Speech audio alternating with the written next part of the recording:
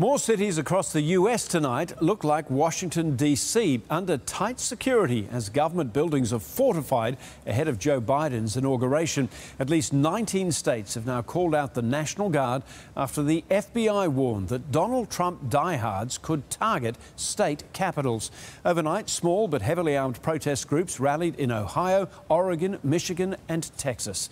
Defence officials admit they're worried about an insider attack and are vetting all 25,000 National Guard troops in Washington.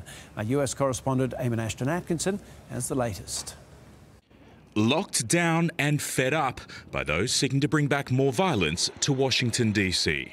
Stay home. Don't come here. We don't want you here. You're not welcome. 25,000 troops from the National Guard are swarming the Capitol. The building itself is now a makeshift barracks, as new questions are being asked about just how safe Wednesday's inauguration will be. Who does the National Guard answer to? They answer through DOD. They can have... To the president? That's the chain of command. If he orders them to stand down, will they stand down? Well, you're going to have to ask them, but that's unimaginable. So too were scenes like this. This new footage shows another side to the siege.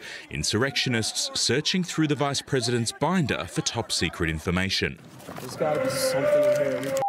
Against these scumbags. They found nothing. Trump, of course, is now dealing with his second impeachment.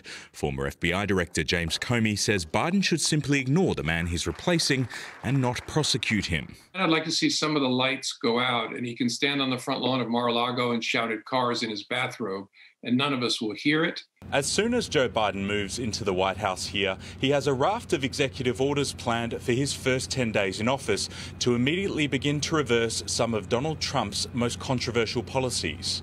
That includes rejoining the Paris Climate Accord, overturning the Muslim travel ban and changing how vaccines are being distributed, enough to give weary Biden voters hope. 100% I feel optimistic. I think things are going to change very rapidly. Just as soon as the final removal trucks have left. Eamon Ashton-Atkinson for 10 News First, Washington.